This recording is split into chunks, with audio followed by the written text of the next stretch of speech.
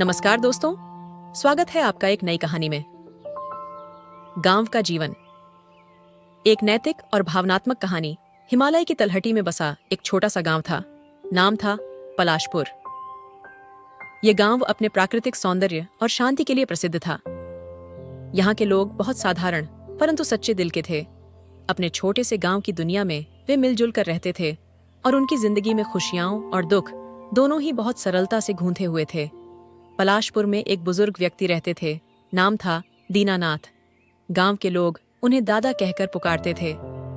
दीनानाथ दादा बहुत ज्ञानी और अनुभव से भरे हुए इंसान थे। जीवन के उतार चढ़ावों से उन्होंने बहुत कुछ सीखा था और अपनी इस सीख को गांव के लोगों में बांटना ही उनके जीवन का उद्देश्य था। हर शाम को गांव के लोग उनके घर के बाहर जमा होते और दीनानाथ दादा उन्हें किस्से कहानियों के माध्यम से जीवन के महत्वपूर्ण सबक सिखाते। एक बार की बात है, गांव में एक परिवार बाहर से आकर बसा। वह परिवार गरीब था और उनकी हालत देखकर गांव वालों को तरस आ गया। उन्होंने गांव के पंचायत में चर्चा की और मिलकर उस परिवार की मदद करने का निर्णय लिया। गांव वालों ने पैसे इकट्ठा किए और उस परिवार के लिए एक छोटा सा घर बना दिया। परंतु गांव के एक युवक रमेश इस मदद से खुश नहीं था। उसे लगा कि बाहरी लोगों को इतनी मदद देने की क्या जरूरत है। उसने अपने दोस्तों से भी यही बात की और कुछ लोगों को अपनी सोच में शामिल कर लिया।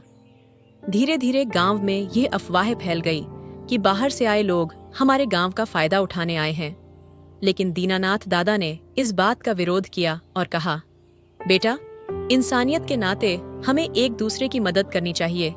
यही हमारी संस्कृति और हमारी पहचान है। जो आज यहाँ मदद पाकर खुश हैं, वे कल को हमें भी मदद करेंगे जब हमें उनकी जरूरत होगी।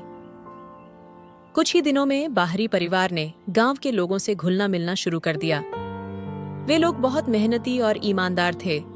उन्होंने गांव के मंदिर और स्कूल के आसपास साफ सफाई का जिम्मा अपने हाथों में ले लिया और हर दिन सुबह उठकर अपनी पूरी निष्ठा के साथ गांव की सेवा करने लगे।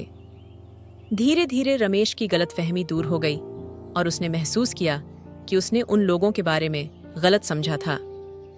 दीनानाथ दादा ने एक दिन गांव वालों को एक पुरानी कहानी सुनाई। उन्होंने कहा, एक बार एक किसान था जिसने अपने खेत में गेहूं बोया। उसकी फसल बहुत अच्छी हुई, परंतु कुछ दिनों बाद मौसम खराब हो गया और उसकी फसल पर काले बादल मंडराने लगे। किसान बहुत उदास हुआ, लेकिन वह हार नहीं मानी।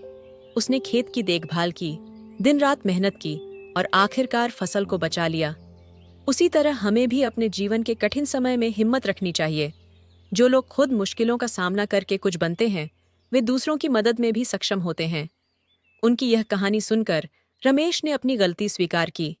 उसने बाहर से आए उस परिवार से माफी मांगी और अपनी गलत सोच को छोड़कर उनकी मदद करने का निर्णय लिया।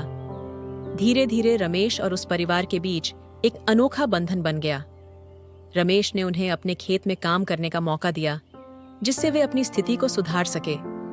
समय बीतता गया और रमेश और बाहरी परिवार के बीच गहरी दोस्ती हो गई।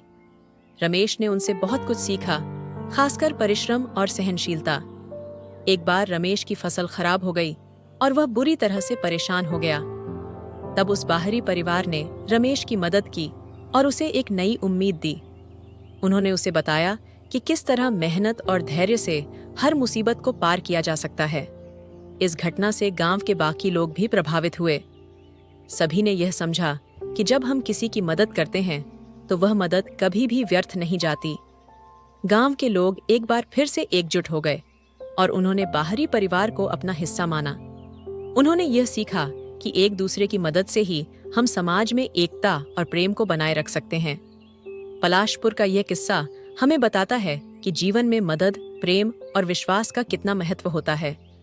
ये कहानी हमें सिखाती है कि कैसे एक सरल जीवन में भी बड़े बड़े सबक छिपे होते हैं। गांव के लोगों ने सीखा कि हमारे अपने से अलग लोग भी हमारे साथ उतना ही स्नेह और अपनापन रख सकते हैं। थैंक्स फॉर वॉचिंग दोस्तों।